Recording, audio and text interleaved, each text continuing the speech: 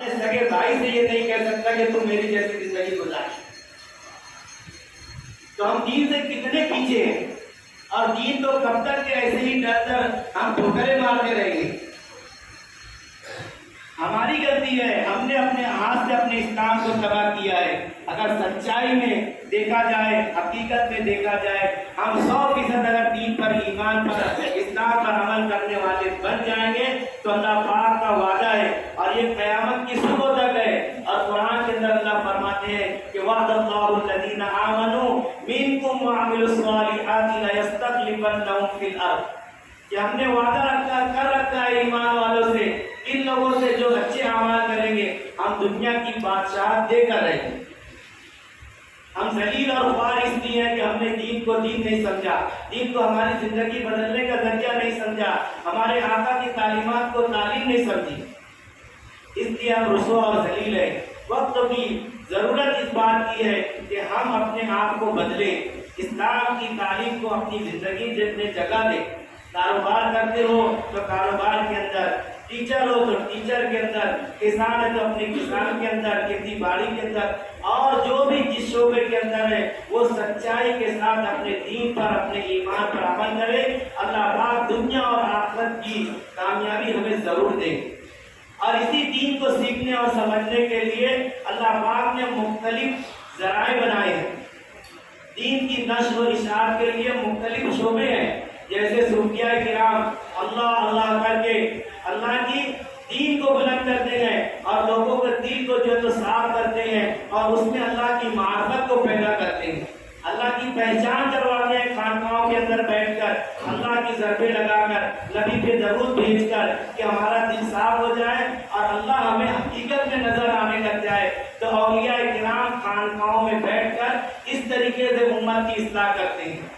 اگر کوئی کاتب ہے، لکھنے والا ہے، تو کتاب کے ذریعے سے حضور کی سیرت کو، اللہ کے حکم کو اور آقا کے پورے طریقے کو لکھ کر امت کے سامنے پیش کرتا ہے.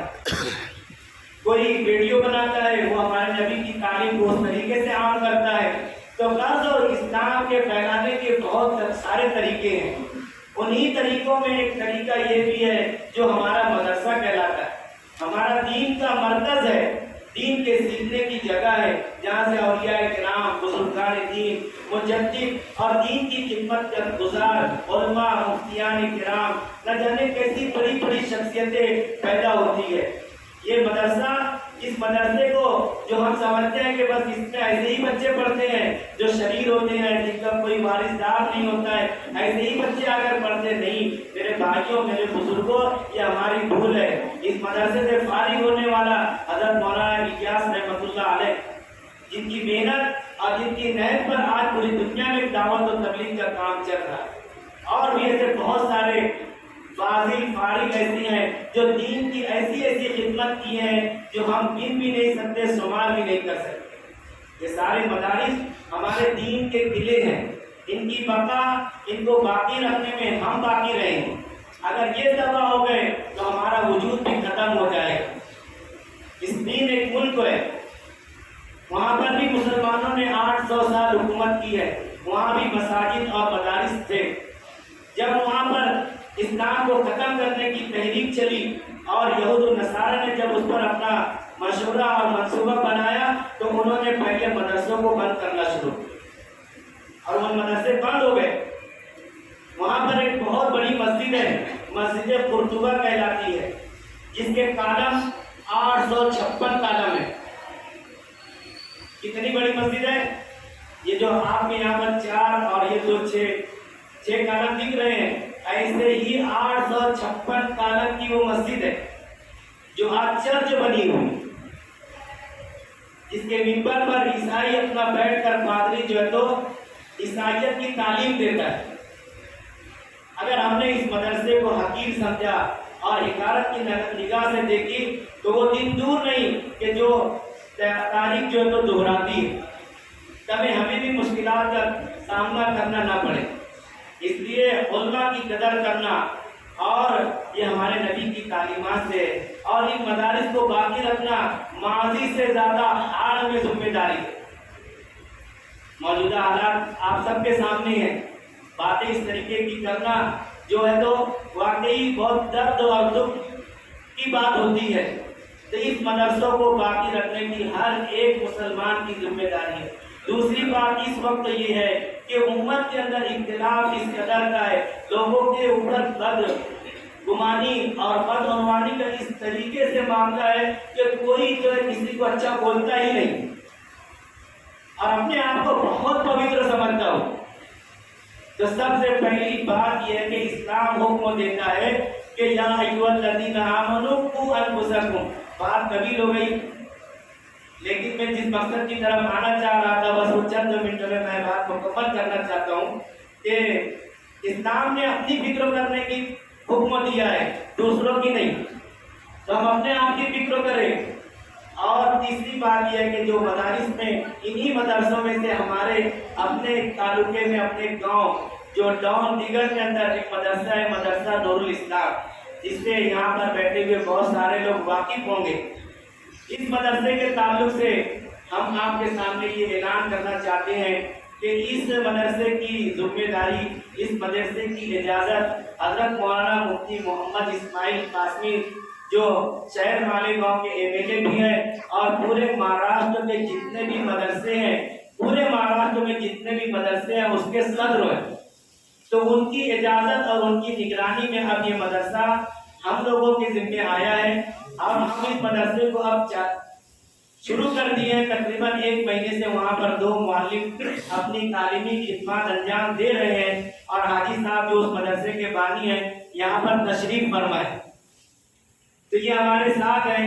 دیکھو اچھائی کو بدنام کرنے کے لیے شیطان نے اللہ رب العزت سے کیا وعدہ کیا تھا کہ میں تیرے نیک بندوں کو بہکاؤں گا، ان بندوں کو نہیں بہکاؤں گا جو خود پہلے سے بہکے ہوئے، بلکہ شیطان نے اللہ سے یہ وعدہ کیا کہ میں تیرے نیک بندوں کو بہکاؤں گا۔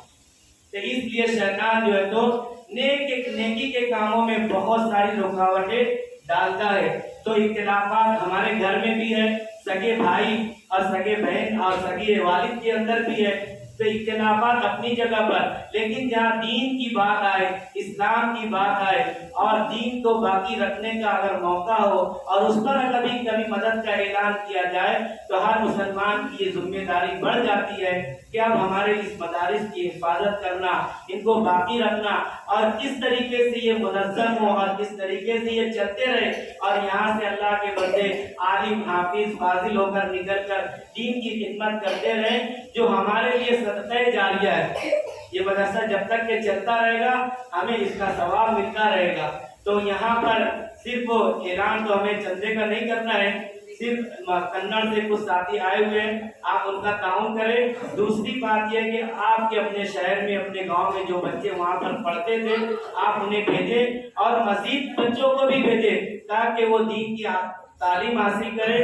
اور اسی کے ساتھ ایک اعلان یہ بھی ہے کہ انشاءاللہ آئندہ ہفتے میں یا کسی اور وقت میں حضرت مولانا مفتی اسماعیل قاسمی صاحب وہ یہاں پر ڈاؤن دیگر کے مدرسے میں آئیں گے اور ان کا افتتاحی تقریب اور جلسہ بھی ہوگا۔ اور ایک اعلان اس طریقے سے کہ ہمارے مدرسہ آپ جو شروع کر رہے ہیں اس میں صبح کے وقت صبح 7 بجے سے لے کر 12 بجے تک انشاءاللہ دین کی تعلیم ہوگی اور 1 بجے سے 5 بجے تک پہلی سے لے کر 10ویں تک کی تعلیم اسکول کی ہوگی۔ اور آپ لوگوں کا تعاون رہا تو بچیوں کا بھی مدرسہ اسی طریقے سے وہاں پر جاری کیا جائے گا۔ اور وقتاً فوقتاً کبھی کبھار مفتی صاحب بیچ میں بھی اور ایسے جب انہیں موقع ملے گا اس مدرسے کی کارگزاری اور اس کی کیا کام کاج ہے اس کو دیکھنے کے لیے بھی انشاءاللہ وہ آیا کریں گے۔